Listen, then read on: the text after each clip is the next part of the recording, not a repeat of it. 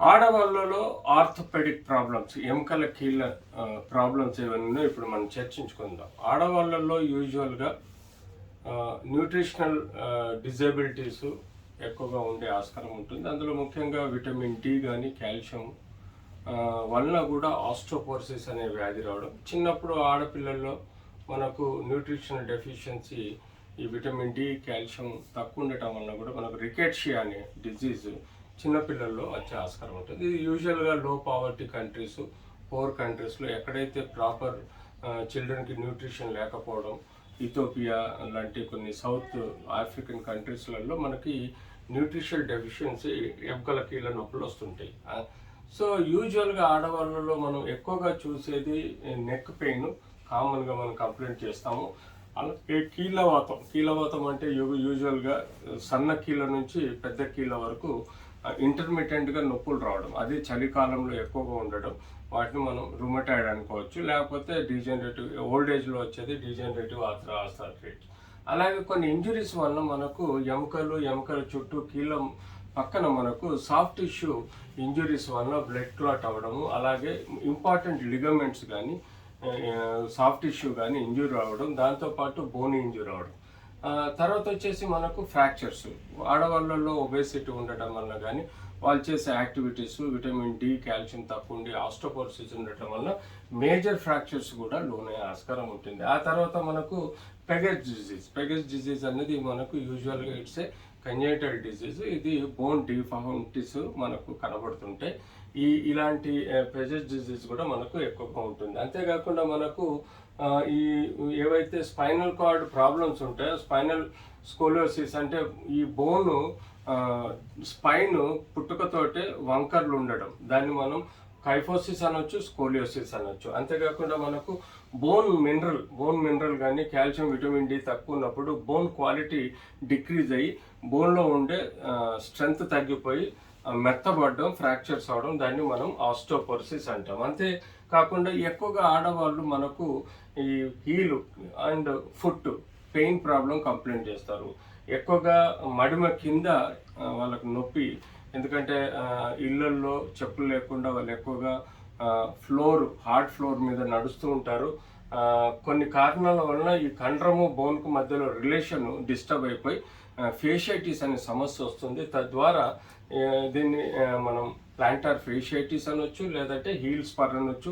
ఇలా ఎన్నో రకాలుగా మనకు ఫుట్లో, యాంకిల్లో ఎక్కువ శాతం మనం ఆడవాళ్ళలో పెయిన్ చూస్తాం. అలాగే వెన్నుపూసలో, వీపులో కానీ నడుములో కానీ ఆడవాళ్ళల్లో ఫ్రాక్చర్స్ అవ్వడము, బోన్ ట్యూమర్స్ ఉండడము, ఇన్ఫెక్షన్స్ రావడము, ఇలాంటి ఎన్నో కారణాల వలన బోన్ కృంగిపోవడం, ఇలా ముందుకు వంగిపోవడం ఆడవాళ్ళు చూస్తాము. అంతేకాకుండా తద్వారా ఎన్నో సమస్యలు మనకు వీపులో, ఈవెన్ టీబీ ఇన్ఫెక్షన్స్ కూడా వీపులో, ఎముకలలో, వెన్నుపూస ఎముకలలో సమస్యలు వస్తాయి. కాబట్టి ఆడవాళ్ళలో ఇలాంటి సమస్యలు రావచ్చు. అలాగే మనం చూసుకుంటే షోల్డర్ పెయిన్లో కూడా ఎన్నో కారణాలు ఉంటాయి. డయాబెటీస్ వలన ఫ్రోజన్ షోల్డర్ అనే సమస్య వస్తుంది. ఇంజురీస్ వలన ఫ్రాక్చర్స్ సమస్యలు ఉంటాయి, లిగమెంట్స్, టెండన్స్ ఇంజురీస్ కూడా ఉంటాయి. అంతేకాకుండా ఎక్కువ శాతం కొంత ఉమెన్స్లలో షోల్డర్ డిస్లొకేషన్, సబ్లక్జేషన్ లాంటివి అవి కూడా షోల్డర్ ప్రాబ్లమ్స్ ఎక్కువ అయ్యే ఆస్కారం ఉంటుంది. అంతేకాకుండా హిప్లో కూడా మనం, తొంటిలో కూడా మనం ఫ్రాక్చర్స్ చూస్తాం. ఏవాస్కులర్ నెక్రోసిస్ అంటే బాల్కి, హెడ్కి రక్త ప్రసారం లేక బాల్ దెబ్బతినడం, సన్నగిల్లడం, కృంగిపోవడం లాంటి సమస్యలు వస్తాయి. దాన్ని మనం హిప్కు సంబంధించిన డిజీజ్గా చెప్పుకోవడం జరుగుతుంది. సో వాళ్ళకు లో బ్యాక్ పెయిన్లో, నడుములో, పెల్విస్ అంటే ఆడవాళ్ళల్లో పెల్విస్లో అండ్ నడుములో ఏ ప్రాబ్లం ఉన్నా, ఈవెన్ గర్భసంచి ప్రాబ్లం ఉన్నా, గర్భసంచి ఇన్ఫెక్షన్స్ ఉన్నా, గర్భసంచి గడ్డలైనా, ఈవెన్ కిడ్నీలో రాళ్ళున్నా, కిడ్నీలో ఇన్ఫెక్షన్ వచ్చినా, ఈవెన్ నడుములో ఎముకలలో సమస్యలున్నా, వెన్నుపూసలో సమస్యలున్నా, ఇవన్నీ నడుము నొప్పికి దారితీస్తూ ఉంటాయి ఆడవాళ్ళలో ఎక్కువగా. తద్వారా వాళ్ళకు కొన్ని రకాల డిజీజెస్ ఏర్పడి వాటి యొక్క గురించి మనం ఆలోచించాల్సిన అవసరం ఉంది. అంతేకాకుండా ఈ యొక్క మోకా లోపల కింద కొన్ని బర్సైటిస్ అంటారు, మజిల్కు బోన్కు మధ్యలో ఆడడానికి ఒక మెత్తటి గ్రంథి లాగా ఉంటుంది, దాన్ని మేము బర్సా అంటాము. ఆ బర్సా ఇన్ఫెక్షన్ రావడం, ఫ్రిక్షన్కి లోనే ఇన్ఫ్లమేషన్ అవడం వల్ల మనకు నొప్పి వస్తుంది. సో ఇలా మనము ఎన్నో రకాలుగా ఆడవాళ్ళలో సమస్యలు చూస్తూ ఉంటాం. సో పర్టికులర్గా మనం టెక్నికల్గా ఒకసారి క్లినికల్ ఎగ్జామిన్ చేసుకున్న తర్వాత ఒక ప్రాబబ్లీ డయాగ్నోసిస్కు రావాల్సిన అవసరం ఉంటుంది. ఆ తర్వాత వాళ్ళకి అవసరం ఉండే బేసిక్ రక్త పరీక్షలు, కీళ్ళవాతానికి సంబంధించిన రక్త పరీక్షలు, ఇన్ఫెక్షన్కి సంబంధించిన రక్త పరీక్షలు, అంతేకాకుండా బోన్ ట్యూమర్ సంబంధించిన రక్త పరీక్షలు, అలా కాకుండా మెటబాలిక్ డిజీజెస్కున్న ఉండే రక్త పరీక్షలు చేసుకొని బేసిక్ ఐడియా అంటే ఏ రకమైన నొప్పిని, ఏ రకమైన సమస్యని, ఏ రకమైన రక్త పరీక్షలు రూల్ అవుట్ చేయడం ఒకటి. రెండోది, మనం బేసిక్గా ఎక్స్రే తీసుకోవటం వల్ల అనటమ్ స్ట్రక్చర్ ఆఫ్ ద బోను, దాని చుట్టూ ఉండే సాఫ్ట్ టిష్యూ రిలేషన్, బోనుకు మధ్యలో ఉండే జాయింట్లో రిలేషన్ కూడా మనం అసెస్ చేసుకోవాల్సిన అవసరం ఉంటుంది.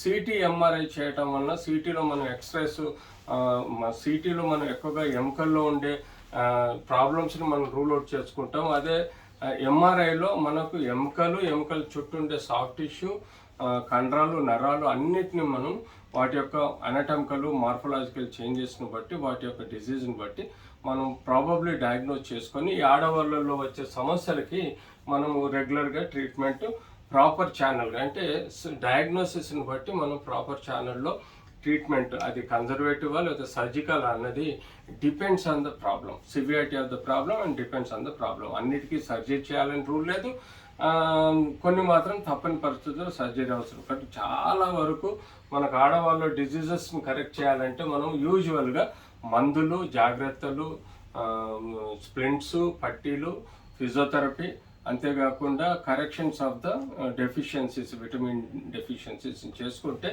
ఆడవాళ్ళు మనం చాలా వరకు ట్రీట్మెంట్ చేయగలుగుతాం. అంతేకాకుండా వీళ్ళకి సన్ ఎక్స్పోజర్ కూడా చాలా అవసరం. ఎందుకంటే విటమిన్ డి కోసం మనం సన్ ఎక్స్పోజర్ వల్లనే మనకు బాడీలో విటమిన్ డి ప్రొడ్యూస్ అవుతుంది, కాల్షియం అబ్జార్ప్షన్ బాగుంటుంది, మినరల్స్ అబ్జార్ప్షన్ బాగుంటుంది. కాబట్టి సన్ ఎక్స్పోజర్ కూడా చాలా ఇంపార్టెంట్. మళ్ళీ టైం చెప్పలేదు బాబు. చెప్పాను సార్ 4 minutes అని. ఆ తర్వాత ఇప్పుడు ఎంత అయింది? ఇప్పుడు టోటల్ కలిపి మనకి ఒక 8 minutes మరి 6 minutes చెప్పమన్నాను. ఇది 1 6 minutes చెప్పమన్నాను కదా.